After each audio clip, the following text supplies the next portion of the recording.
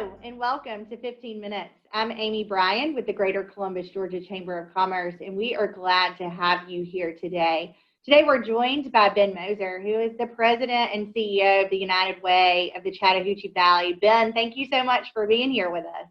Hey, thanks, Amy. I appreciate you having me. It's great to be here today. Of course. So we're going to dive right in. And one of the first questions I've been asking folks is to give their elevator speech. So give me a quick overview of the United Way. You guys touch so many. You're regional. You cover a lot of ground. So tell us about the United Way. So there are 1,100 United Ways across the United States, and we are one of those. We rank 91st in resources under management, which is a bit above where Columbus ranks in population across the country. So we're punching above our weight a little bit here in the Chattahoochee Valley, which is awesome. Most people know United Way for running a big annual campaign in the fall, and that is certainly one of the major things that we do. We also invest that money back into local nonprofits in a community investment process in the spring. And so those are the two main things that United Way does throughout the year. But we have lots of other United Way-led programming, Home for Good, which is working to end homelessness in our area, 211, which is an amazing service with over 300 resources in the database. You can call 211 anytime and get a live person, and they can connect you with resources that you need. Really anything that doesn't rise to the level of a 911 call, you call 211. You can also text 898-211 to get a hold of those resources as well. Plus a lot of affinity groups, our Women United, our ELU group, Emerging Leaders United, as well as lots of other exciting programming. So that's our United Way in a nutshell. We've seen a lot of United Ways on our inner city leadership conference visits, and I always say that hands down, we have got the best in the United States. I mean, it's amazing to me. Y'all are a smaller team, but a mighty team. Y'all get a lot accomplished and cover a lot of ground. So I'm always proud when we go on those trips to tout the work that you guys are doing, because it's incredible. Let's talk about the Coronavirus Response Fund. So we chatted with Betsy Covington with the Community Foundation a few weeks ago. She gave us an overview, but since then, Aflac has come in with a match. So you want to share a little bit, maybe a brief overview of the fund, and then tell us about the Aflac match. Yeah, sure. Thanks for that. The Coronavirus Response Fund has been a really awesome partnership that developed right after the coronavirus hit on a national scale here. And Betsy Covington at the Community Foundation gave me a call and said, look, we're going to put together, stand up a fund. You know, I don't know what you guys' plans are, but would you like to be a part of this with us? And I immediately said yes. And it's been just a powerhouse partnership for the last couple of months. We have raised right around, I think, just under $1.3 million at this point, and returned just under $925,000 back to the community in the form of grants, over 30 grants at this point.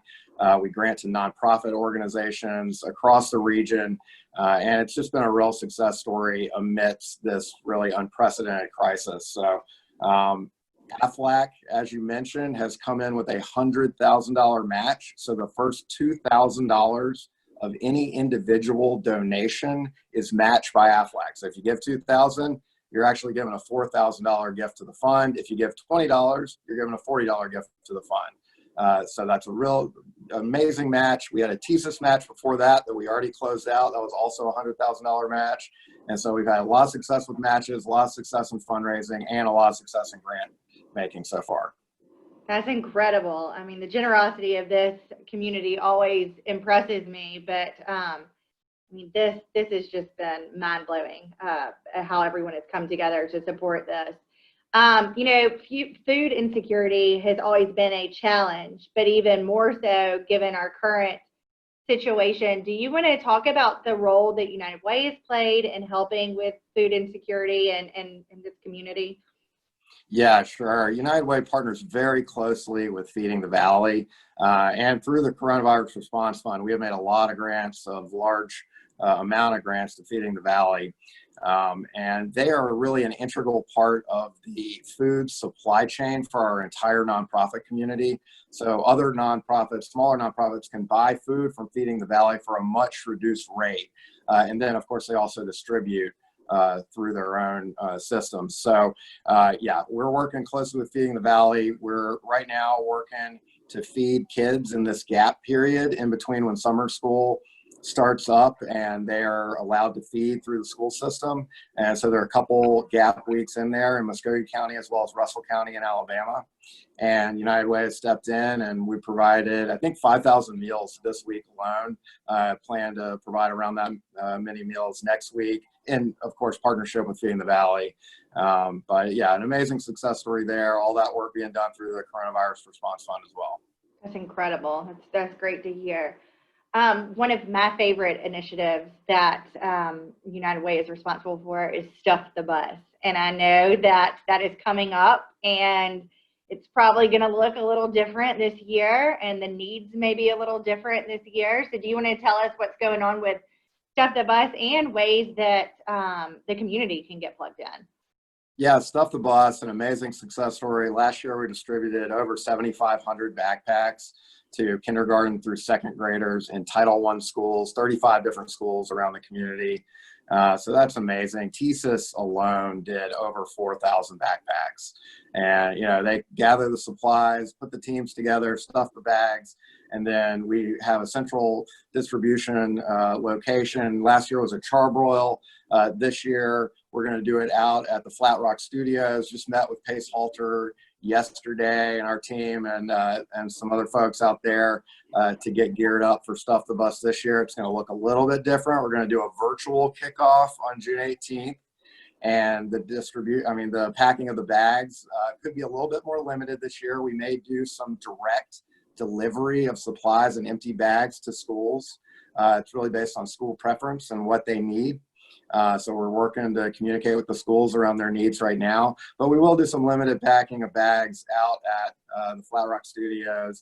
Of course, doing social distancing and all the things to keep us safe that we're all getting so good at through all of this. But yeah, it's going to be a little bit different this year. But you know, it's Stuff the Bus, and we expect our corporate partners as well as our individual partners and volunteers to really step up to the plate and make sure these kids have backpacks to start school. That's awesome. That's awesome. We're excited about that one. Like I said, we've always been supportive of that. Our young professionals really get into it, so we're looking forward to it. Even though there might be some changes, we heard from Dr. Lewis actually yesterday at a board meeting, and he was saying that it's going to look a little different and it's going to be a little challenging for them. So it's nice to know that there are some things that they don't have to worry about because the United Way is there to support, like backpacks for kids. So let's talk about some initiatives that are new and very exciting and very relevant really currently. The basics is another thing that I'm so fond of and excited for, and it's been incredible since launch how it's really picked up and it's supporting our community. So let's give everyone an overview of what's going on with what the basics is and what's going on with the basics. Sure. The Basics has been started in communities around the country. In the Chattahoochee Valley, I think brought the Basics to our community a little over a year ago now.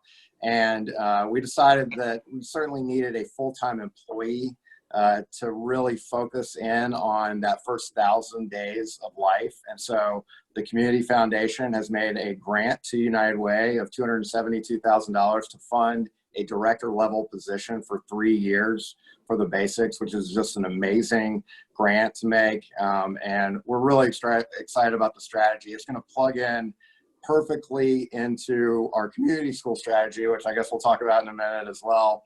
But it's just focusing in on that first 1,000 days of life where 80% of a child's brain develops.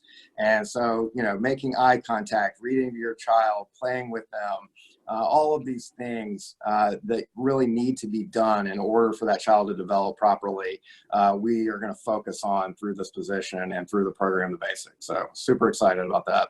Let's talk about where some of these opportunities are. I know Russell County, with their housing authority, they've kind of got the Basics rolling there. With the health department, they're in the health department too. Are there any other places specifically where people can go and get more information about the Basics? Yeah, sure. You can go. There's a website online. Just search the Basics Chattahoochee Valley, and that website will will pop right up. And, we're working to get more information up on the United Way website as we work towards making that hire.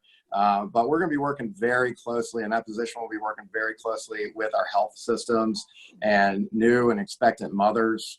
And so we're really looking for a unique skill set for that position. So if you have an interest in that age group 0 to 3, and you think you have the skills to interact with, CEOs of our health systems on down the line to kids and expectant mothers, please go to the United Way website and apply for that position. So we're actively recruiting right now. That's awesome. That's great. So you mentioned community schools. Let's talk more about community schools. Tell me what y'all got going on there. Yeah, community schools, very exciting strategy that I brought here from Asheville. I have to give my folks in Asheville a lot of credit for that one. Amazing United Way that I came from and an amazing United Way that I'm with now. It's a super innovative strategy that puts students and families at the center and really works on building community around students and families in the school environment and utilizing those resources that are already plugged into the schools, coordinating resources, building a resource team. And how we do that is to put a community school coordinator into the school. We've already secured $500,000 of funding to fund our community school strategy at Dorothy Height Elementary for 3 years. And we're working on funding for a director level position for that as well. And then also on a little bit of a lengthened time frame due to the COVID-19 crisis, we want to put coordinators into Martin Luther King, Brewer Elementary, as well as Phoenix City Elementary School.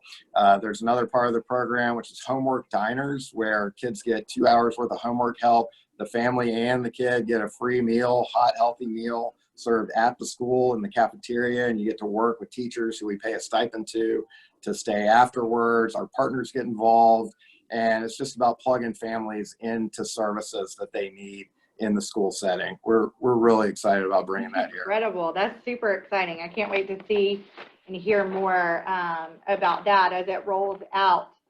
So we're almost out of time. We've almost spent our 15 minutes talking about all the great things that are happening at the United Way. Let's talk about you for a minute. What's your favorite thing? You're still kind of fairly new to Columbus, so tell me what your favorite thing is about Columbus. What do you think is the most amazing thing about Columbus? Wow, that's a tough question, Amy, because there are so many amazing things about Columbus with the River Walk and all the outdoor activities that are available, and the downtown scene is so vibrant and awesome. But I would have to say the people and the philanthropic community here. I've just been exposed to some of the most amazing people, so friendly, so welcoming to me and my family coming in here as new residents of Columbus. And then the philanthropic community, how they really rally around our nonprofits here and make sure that our vulnerable citizens are being served through this crisis has been evident more than ever, I think, as folks from all walks of life step up to the plate and make sure that we are serving folks here as we do it, which is together here in the Chattahoochee Valley. So definitely the people, philanthropic support. It's an amazing place. We do amazing here for sure. I love it. I love it. That's awesome. Well, thank you for all that you and your team do. Like I said, I mentioned your team earlier, and they are amazing. They do amazing, and they are out in the community involved even outside of their United Way work. And we appreciate everyone at the United Way and all of the work that you guys are doing. We really appreciate you spending 15 minutes with us. We appreciate the viewers spending 15 minutes with us. And we'll be back in a couple of weeks with another series, so stay tuned. And again, thanks for joining us for 15 minutes. Thank you, Amy. Greatly appreciate it. And thanks for all the work you do at the Chamber.